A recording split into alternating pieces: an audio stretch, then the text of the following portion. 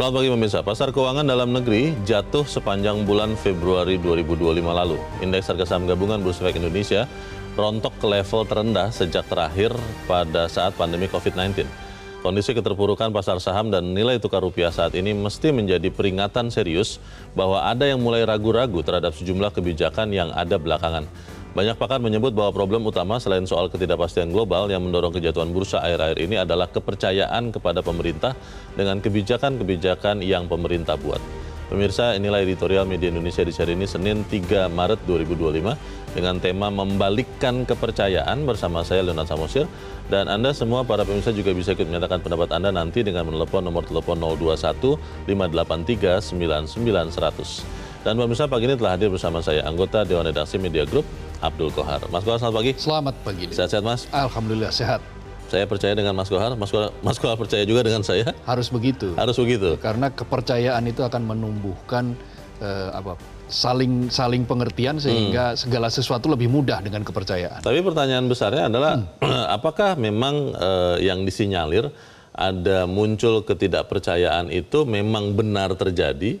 Atau apa yang terjadi dengan nilai tukar rupiah dan juga indeks di Bursa Efek Indonesia itu lebih semata-mata karena ketakutan orang akan langkah Presiden Donald Trump, lalu juga ketegangan-ketegangan geopolitik. Yang mana sebetulnya yang terjadi, Mas Kohar? Dua-duanya berpengaruh. Tetapi yang kita saksikan akhir-akhir ini adalah pertanyaan publik, mengapa ketika semua bursa saham di sejumlah negara itu rontok, tapi di Indonesia kerontokannya paling besar. Kita jatuh lebih dalam ya? Kita jatuh lebih dalam daripada bursa-bursa utama dunia. Nah, kita saksikan kedalaman ini dipengaruhi oleh apa? Kan pekan-pekan lalu kan orang menyaksikan mulai muncul ekspektasi adanya katakanlah Danantara ketika dimunculkan. Tetapi begitu Danantara muncul dengan sejumlah strukturnya, dengan berbagai kritik ya dari berbagai kalangan, akhirnya publik ragu-ragu, investor juga masih ragu-ragu, tidak jelas apa yang sedang terjadi. Lalu disusul kemudian ada Kejaksaan Agung mengumumkan tentang tersangka Direktur Utama PT Pertamina Patraniaga dengan beberapa direktur, yang di dalamnya kemudian menimbulkan kehebohan yang luar biasa. Publik disodori oleh kenyataan bahwa hal-hal yang mereka konsumsi sehari-hari dari bahan bakar minyak, akhirnya kehilangan trust, kehilangan kepercayaan muncul. Jadi selama ini apa yang saya konsumsi, kendaraan saya konsumsi, itu adalah sebuah bensin yang dioplos. Nah, muncul oplosan dan seterusnya. Tetapi dampak ini sangat luar biasa kan. Sekarang muncul ketidakpastian, muncul ketidakpercayaan. Nah, itu memengaruhi indikator-indikator ekonomi bursa dan rupiah. Nah, kita saksikan kan rupiah merosot tajam di angka 16.580 dan itu mendekati angka atau poin ketika di tahun 1998.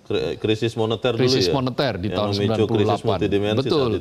Nah, selain itu indeks harga saham kita saksikan pekan lalu jatuh ke posisi yang sangat rendah, 6.270. Itu poin yang hampir mirip dengan situasi di September 2021 atau hampir 4 tahun yang lalu. COVID ya? Setelah COVID, ya ketika COVID, oke, memang 4.500-an, 4.600-an. Tetapi ketika mulai COVID reda, itu kan mulai naik lagi. Nah, kemudian naik terus bahkan sampai 7.000 lebih. Nah, sekarang kita saksikan posisinya berada di posisi ketika kita baru selesai COVID. Baru belum selesai sih, belum dinyatakan selesai. Baru mau akan bangkit dari COVID. Dan yang menyeret jatuh itu saham-saham besar yang beberapa diantaranya adalah perusahaan yang masuk ke Danantara, Mas. Betul, dan itu sesuatu yang boleh akhirnya ditafsirkan sebagai bentuk keraguan-raguan. Setidak-tidaknya keraguan-raguan, kalau tidak boleh dikatakan sebagai ketidakpercayaan. Nah, keraguan-raguan atas sebuah struktur, bahwa betulkah bahwa dana yang saya taruh itu nanti akan betul-betul dimanfaatkan secara benar, secara baik. Jangan-jangan nanti digunakan atau diinvestasikan untuk hal-hal yang sebetulnya selama ini tidak disukai atau masih menimbulkan tanda tanya gitu loh. Nah, hal-hal semacam itu yang menyebabkan ikut mendorong kejatuhan saham secara lebih dalam. Kalau dibilang membalikan kepercayaan kan artinya harus ada pengakuan bahwa yang mau membalikan kepercayaan ini juga harus sama-sama mengakui kepercayaan orang-orang kepada dirinya memang berkurang. Kalau analoginya saya pakai, dokter selalu bilang langkah pertama pasien untuk sembuh adalah mengakui bahwa memang ada penyakit, ada gangguan pada kesehatannya. Tapi kalau itu tidak terjadi, tidak akan bisa sembuh. Pertanyaannya adalah kalau kemudian yang kita harapkan membalikan kepercayaan itu tidak mengakui bahwa memang ada kekurangan kepercayaan dari orang-orang kepada dirinya, bagaimana mungkin? Itu akan kita bahas, Mas Wah, dan pemirsa. Inilah editorial Media Indonesia untuk hari ini, Senin 3 Maret 2025, membalikan kepercayaan.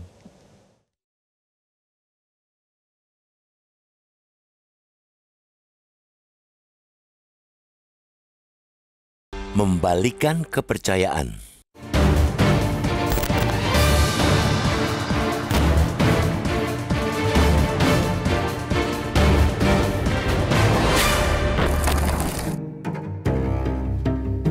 Pasar keuangan dalam negeri terjerembab sepanjang Februari 2025 lalu. Indeks harga saham gabungan atau IHSG di perdagangan Bursa Efek Indonesia atau BEI rontok ke level terendah sejak kejatuhan terakhir pada saat pandemi COVID-19. IHSG ambruk sekitar 8% selama Februari ke level 6.270,60 pada Jumat 28 Februari. Kapitalisasi di pasar bursa juga terus tergerus dan tinggal menyisakan 10.880 triliun rupiah pada akhir pekan lalu. Pada pekan sebelumnya, kapitalisasi pasar bursa masih senilai 11.786 triliun rupiah. Sepanjang hari di akhir pekan kemarin, investor asing bahkan sampai mencetak net sale sebesar 2,91 triliun rupiah. Dengan banyaknya investor asing yang keluar, rupiah pun ikut terjungkal. Pada Jumat 28 Februari, pergerakan rupiah ditutup di level 16.596 rupiah per dolar Amerika Serikat. Angka itu tidak hanya anjlok 0,86% dari hari sebelumnya, tapi juga merupakan level terburuk rupiah sejak era reformasi. Indonesia terakhir mencatat kurs rupiah 16.650 per dolar Amerika Serikat pada 17 Juni 1998 silam. Betul bahwa melemahnya indeks saham di pasar dalam negeri ini salah satunya akibat terseret oleh pasar saham global maupun regional yang terus mengalami tekanan. Bursa di Asia sepanjang bulan lalu terpantau berada di jalur merah. Tidak salah pula bila ada faktor dari program ekonomi Presiden Amerika Serikat, Donald Trump, terutama dengan kebijakan tarifnya yang masih memanas, serta kebijakan Bank Sentral Amerika Serikat, The Fed, yang menahan suku bunga untuk waktu lama, higher for longer. Kedua faktor itu membuat investor cenderung meninggalkan emerging market termasuk Indonesia. Ketidakpastian global, suka tidak suka, masih menjadi faktor yang memengaruhi pasar domestik. Belum lagi ada keputusan Morgan Stanley yang menurunkan peringkat indeks MSCI Indonesia dari equal weight menjadi underweight. Semua variabel itu saling berhimpun, yang pada akhirnya menyebabkan pergerakan saham dan rupiah lesu darah. Namun, bila hanya faktor-faktor tadi yang menjadi penyebab, mengapa pasar Indonesia jatuh lebih dalam ketimbang negara-negara lain? Akibat koreksi yang terjadi atas indeks dan rupiah kita masih bisa dikategorikan lumrah dan normal. Sejujurnya, mesti kita katakan koreksinya sudah tidak sehat. Dari sini, kita bisa berhipotesis bahwa ada faktor lain yang membuat pasar finansial kita rontok hingga titik terendahnya belakangan ini. Kiranya kondisi keterpurukan pasar saham dan rupiah saat ini masih menjadi alarm serius bahwa ada yang mulai ragu-ragu terhadap sejumlah kebijakan yang ada belakangan. Tak berlebihan bila banyak pakar menyebut bahwa problem utama selain soal ketidakpastian global yang mendorong kejatuhan bursa akhir-akhir ini ialah trust atau kepercayaan pada pemerintah dengan kebijakan-kebijakan yang mereka buat. Investor ragu apakah kebijakan yang dirilis pemerintah mampu menjadi katalis positif bagi perekonomian atau justru sebaliknya menambah risiko baru bagi stabilitas keuangan. Pembentukan Badan Pembiayaan Investasi atau BPI Danantara contohnya, Ia dibentuk tepat ketika bursa sedang berjuang menahan tekanan yang cukup berat. Danantara dengan semua proyeksi positifnya sejatinya diharapkan mampu menjadi salah satu penahanan tekanan itu. Namun, harapan tersebut terkoreksi karena pasar ternyata masih menyimpan keraguan terhadap efektivitas dan transparansi pengelolaan Danantara. Kebijakan distribusi gas LPG 3 kg yang sempat heboh tempo hari juga tak membuat investor nyaman memandang Indonesia. Ditambah dengan masih maraknya kasus korupsi, termasuk korupsi yang baru saja terkuak yang diduga dilakukan oleh petinggi anak perusahaan PT Pertamina. Maka bukan perkara mudah untuk membalikan kepercayaan pasar itu. Bisnis keuangan ialah bisnis kepercayaan. Sedikit saja kepercayaan pelaku pasar terusik, pasar finansial bisa seketika terguncang. Pemerintah semestinya tahu betul soal itu. Karena itu segeralah cari jalan keluar untuk mengembalikan kepercayaan pasar sebelum pergerakan bursa dan rupiah kita terperosok lebih dalam. Jangan selalu menggerutu dengan menyebut ada yang memainkan keadaan. Itu tidak bijak.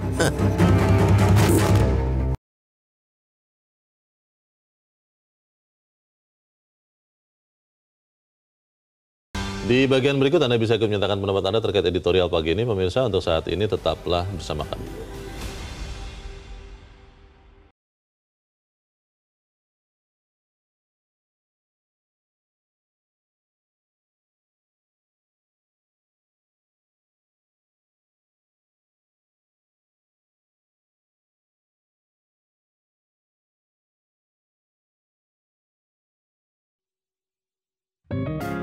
Media Indonesia mengajak Anda untuk mengakses fitur premium e-paper. Dengan sajian konten berbasis intelektual dan meneguhkan kebangsaan, Media Indonesia tampil dengan lebih dinamis melalui e-paper Media Indonesia yang dapat Anda akses kapan saja, di mana saja. Caranya mudah, download aplikasi Media Indonesia di Android atau ketik link e-paper.mediaindonesia.com atau bisa scan QR Code pada layar kaca Anda. Klik tab e-paper di bagian samping layar tablet Anda. Daftarkan data diri, serta pilih paket berlangganan e-paper Media Indonesia sesuai dengan kebutuhan Anda. Nikmati juga bonus spesial tambahan 4 halaman rubrik fokus setiap hari. Semua bisa Anda dapatkan hanya di e-paper Media Indonesia. Untuk informasi lebih lanjut, hubungi customer service di nomor 0811 1201 2018 atau kunjungi media sosial @mediaindonesia. Media Indonesia, referensi bangsa. Terima kasih Anda masih bersama kami pemirsa, dan saat ini kita akan mendengarkan Mas Kohar pendapat dari pemirsa Metro TV. Saat ini kita sudah tersambung dengan pemirsa dari Banjarmasin, Kalimantan Selatan. Ada Pak Tasrik Usman. Pak Tasrik, selamat pagi. Selamat pagi Mas Leo, selamat pagi Bang Kohar. Assalamualaikum warahmatullahi wabarakatuh. Waalaikumsalam warahmatullahi wabarakatuh. Bagaimana Pak Tasrik, kepercayaan bisa kita balikan atau tidak ini? Silakan Pak. Ya, saya hanya mengingatkan aja ya bahwa dalam sepekan ini kelihatannya ekonomi kita bukan tidak membaik, tapi dalam taraf mengkhawatirkan ya. Karena kita lihat bahwa dolar kita rupiah kita terhadap dolar itu tembus 16.596. Ini sangat membahayakan. Sehingga saya berharap pemerintah segera memikirkan bagaimana kepercayaan publik ini harus kembali. Ada dua faktor yang dalam minggu ini yang saya perhatikan. Pembentukan Danantara itu menurut publik itu tidak terlalu transparan, sehingga publik masih sangat meragukan mengenai Danantara ini. Kemudian kejadian yang terjadi pada PT Pertamina yang mencoba katakan Pertamax itu daripada Pertalite. Ini juga kepercayaan publik sangat menurun. Sehingga saya berharap Presiden dan para Menteri Ekonomi segera membicarakan persoalan hal ini. Karena kalau ekonomi kita itu rontok, maka otomatis berpengaruh kepada stabilitas nasional dan stabilitas politik kita. Itu saja, terima kasih. Assalamualaikum warahmatullahi wabarakatuh. Waalaikumsalam warahmatullahi wabarakatuh. Terima kasih Pak Tasrik Usman dari Banjarmasin, Kalimantan Selatan. Pertanyaannya kembali lagi, Mas Kohar. Kalau yang kita bilang mulai kekurangan kepercayaan, tidak sadar, atau bahkan tidak mau mengakui bahwa public trust itu memang pelan-pelan berkurang, apakah mereka bisa kemudian membalikan kepercayaan kepada mereka? Yang paling penting itu adalah ada partisipasi publik. ketika publik bersuara, pahamilah ada sesuatu yang salah. Ketika orang-orang yang kritis, orang-orang yang ahli, yang pakar di bidangnya menyerukan perlu adanya perbaikan, itu berarti ada sesuatu yang mesti diperbaiki segera. Jangan menyangkal. Nah, penyangkalan ini tidak ada gunanya. Penyangkalan itu tidak ada gunanya, kenapa? Karena hanya dengan penyangkalan, maka kita ya akan selalu mendengarkan asal Bapak senang. Kita hanya akan mendengarkan yang baik-baik saja. Kita tidak pernah mengetahui bahwa sebetulnya ada problem serius di luar sana. Nah, kita saksikan tren pergerakan saham, tren pergerakan rupiah, itu adalah simptom. Ibarat penyakit, itu sebetulnya simptom. Dia menunjukkan ada gejala, ada sesuatu yang bermasalah dengan tubuh kita, tubuh ekonomi kita, tubuh bangsa ini. Nah, caranya bagaimana untuk satu mengakui, setelah mengakui, libatkan publik dalam beberapa kebijakan. Ketika publik itu tidak dilibatkan, maka kebijakan itu akhirnya ya hanya akan coba-coba terus. Ya kita saksikan misalnya ketika itu pernah kita dikisruhkan oleh gas melon, gas 3 kg. Lalu kemudian dianulir kebijakan itu. Sampai ada yang meninggal itu, Mas? Betul, PPN kemudian dianulir. Banyak hal-hal ketidakpastian. Banyak hal yang masih mentah, lalu dia diterapkan, ketika publik rame, dia dikoreksi. Ini menimbulkan keraguan-raguan. Apakah betul bahwa pemerintah ini bisa firm dengan berbagai kebijakan yang dilakukan? Sudah berencana panjang apa hanya sepotong-sepotong begitu ya? Ada beberapa langkah-langkah yang kemudian diupayakan untuk bisa membalikkan kepercayaan. Tetapi sampai saat ini yang muncul kemudian masih keraguan-raguan. Karena sejumlah langkah itu dianggap belum cukup. Nah, ada penelitian dari Jesse Campbell itu di 2023 itu yang menyatakan bahwa partisipasi publik itu kalau tinggi, kalau dia dilibatkan dalam setiap kebijakan, maka akan muncul trust. Trust itu akan menebal. Kenapa? Karena publik merasa dia menjadi bagian yang dilibatkan di dalam berbagai kebijakan. Ada sense of belonging di situ. Betul. Nah, jadi termasuk misalnya berbagai persoalan yang akhir-akhir ini datang. Kemarin ketika muncul Danantara, publik sudah muncul optimisme. Oh ya betul, ini pengelolaan aset ini bisa menjadi bagus. Tetapi kenapa kemudian respons pasar kok tidak sebagus yang digembar-gemborkan? Ada sebagian yang mengatakan, sebagian dari pemerintah ya Mas Bahar, bahwa itu adalah bagian dari orang-orang yang tidak senang dengan pertumbuhan, orang-orang yang punya kepentingan politik yang berbeda, sehingga kemudian pendapatnya selalu minor, selalu sumbang. Ini kan kita jadi akhirnya merasa, wah ini kalau memang orang yang punya gejala penyakit tidak mengakui, bahaya juga. Tapi kita harus jeda dahulu Mas Bahar, dan pemirsa tetaplah bersama kami, Editorial Media Indonesia segera kembali.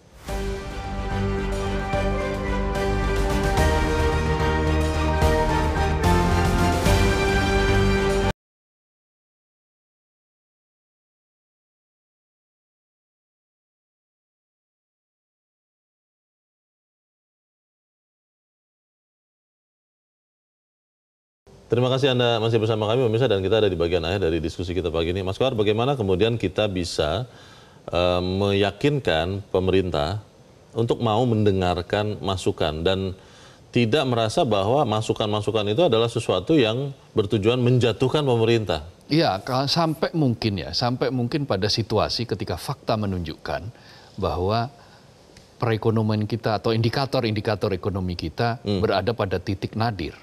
Tetapi itu justru sangat berbahaya. Karena kita akan sulit untuk bangkit. Nah, keyakinan boleh, optimisme harus.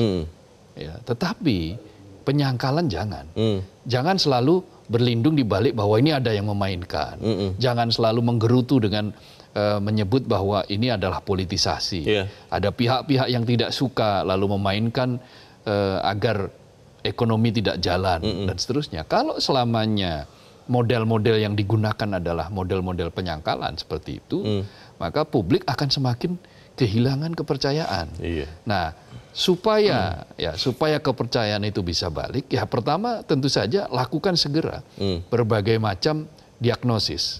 Setelah diagnosis, lakukan sejumlah aksi yang tepat. mana langkah jangka pendek, langkah yang sangat darurat, mana langkah segera, mana langkah yang kemudian urgent, harus dihitung. Jangan pokoknya saya maunya ini, pokoknya saya maunya ini. Silakan kalau yakin dengan pokoknya yang penting adalah bagaimana perencanaannya.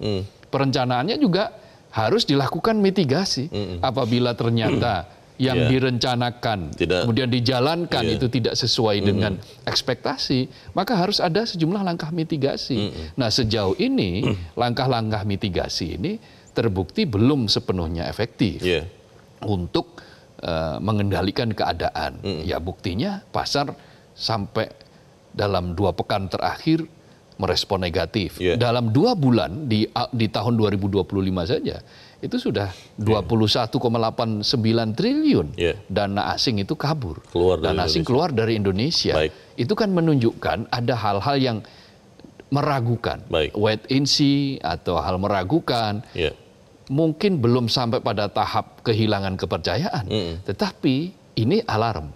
Ini peringatan serius agar kita jangan sampai menunggu titik nadir baru kita percaya bahwa kita punya masalah. Kita percaya Presiden Prabowo adalah orang yang selalu mengatakan dan akan melakukan bahwa akan memberikan jiwa raganya untuk bangsa Indonesia. Dan apa yang kita sampaikan di sini semoga juga diterima sebagai masukan yang membangun ya Mas Qadar. Kita harap kepercayaan itu akan kembali. Mas Abdul Qahar, terima kasih sudah hadir di tempat ini. Terima kasih Bung Leo, selamat pagi. Pemirsa, bisnis keuangan adalah bisnis kepercayaan. Sedikit saja kepercayaan pelaku pasar terusik, pasar keuangan bisa seketika terguncang. Pemerintah semestinya tahu betul soal itu. Karena itu segeralah cari jalan keluar untuk mengembalikan kepercayaan pasar sebelum pergerakan bursa dan rupiah terperosok lebih dalam. Jangan selalu menggerutu dengan menyebut ada yang memainkan keadaan. Itu tidak bijak. Saya Leonard Samusi, berterima kasih Anda sudah menyimak editorial Media Indonesia pagi ini. Terus jaga kesehatan dan terus jaga nurani Anda. Selamat pagi, sampai jumpa.